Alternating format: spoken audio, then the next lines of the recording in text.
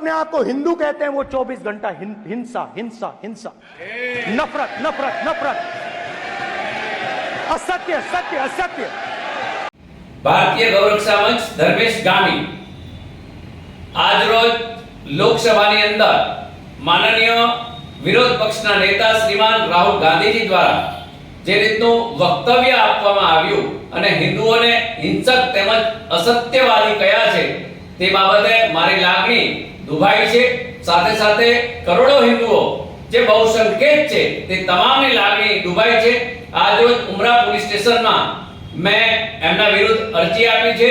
માનનીય સુપ્રીમ કોર્ટે પણ આવું અનેક વાર ટોક્યું છે કે જે પણ આવી રીતના કોઈ પણ ઉશ્કેરાટજનક કે અથવા તો કોઈ પણ સમાજની ટિપ્પણી કરે અને જેનાથી કોઈનું સન્માન ગવાતું હોય તો તેવા લોકો વિરુદ્ધ ચોક્કસ ફરિયાદ કરવી જોઈએ।